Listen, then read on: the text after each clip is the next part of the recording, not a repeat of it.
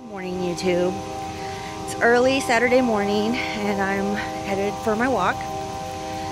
I just wanted to make this video to kind of go over a couple of things that I've been working on this week. A couple of days ago, I watched this documentary on YouTube called Forbidden Archaeology. It was very interesting. I'll include the link in the description. Highly recommend it. It was kind of eye-opening, but it was really some things that I already knew. But basically, it was talking about how in like the archaeological fields, look at this waterfall. Isn't that great? And I have the privilege of being able to come down here every morning for a walk. It's beautiful here. I love it. Anyways, this documentary was talking about all these researchers and archaeologists who have been confronted with some very bizarre findings that don't fit into the narrative. So they are either forced to lie about their findings or not even talk about them, not discuss them, or they're fired. That's basically what it comes down to. You either conform to the narrative and doesn't matter what you find, or you get relegated to, you know, some other category that's not scientific or respectable. So I found that interesting and sad, but it got me thinking about some other things. It got me, you know, I usually try to look at the big picture, try to connect some dots. So it got me thinking about the freedom of intellectual inquiry, which in my opinion falls under the freedom of speech. And when you think of the freedom of speech, what comes to mind? What comes to my mind is Jordan Peterson. So it got me thinking about this one quote. There's this interview, famous interview, that kind of broke the internet, that he, where he's interviewed by Kathy Newman, and Kathy kind of is probing him, asking him how come he's so offensive and how come he doesn't see anything wrong with that. And his response is basically that in order to be able to think, you have to risk being offensive. Brilliant. And that kind of sums it up right there. And I see that quote applies definitely to what's going on in scientific and archaeological fields, where, you know, people are making discoveries and they're searching for the truth. That's what I'm doing. I'm searching for the truth. I'm following the evidence and seeing where it goes, where it leads me. And it might lead me somewhere unpleasant, to uncover some truths that we don't want to. But I'm willing to follow the evidence. And so these researchers and scientists are not able to do that because, again, the narrative. You have to fit into the narrative. It has to conform to what we're being told is the truth. So a recent example of something like that that's going on is with Lindsay Shepherd. If you've been following Jordan Peterson, then I'm sure you know who Lindsay Shepherd is. She's a teaching assistant at William Laurier University who recently went through this big scandal where she almost lost her job because she showed a Jordan Peterson video in class, and it was just this whole big old deal. It was nonsense. Eventually, she was found not guilty of anything. She didn't do anything wrong. Just as she says, she wanted to have a discourse in class. I mean, that's what college is for. But because it was Jordan Peterson and he's associated with the alt-right, I mean, he's not associated with the alt-right, but media is trying to, you know, report that he is associated with the alt-right, and it just became this big old nonsense.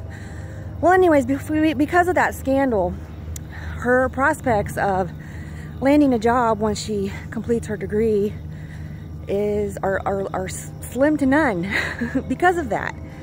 Because she, I mean, I guess that's what it's devolved to, is like she doesn't fit the narrative anymore because she's presenting these opposing views. So that's that. And I'm seeing that, I mean, that is what's going on, and that's what's been going on. I've been following this YouTuber, his name is Robert Sapir. He's a anthropologist, and he has really been making some very interesting points about a lot of things that don't fit into the narrative. One thing in particular that he addresses is the issue of race, and how, you know, the voices of authority, specifically evolutionary voices, you know, those who side with the theory of evolution, are trying to tell us that we all come from the same place, and that there's no such thing as different races. We're all one race, and that's not really turning out to be the case according to evidence. And if you've watched Lloyd Pye or read any of his stuff, you know that what evolutionists tend to do is they tend to focus on similarities between species or among species, and they ignore all the differences, and that's how they make the evolutionary tree.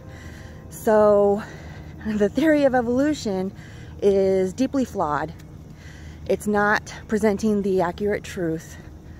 And, you know, I was an evolutionist. I, for years, defended the theory of evolution. I thought anybody who didn't agree with it was stupid, because I thought, because this was coming handed down to us from voices of authority, I thought that this was solid evidence.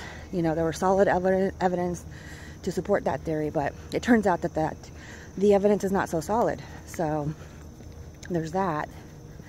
We've got a jogger back here.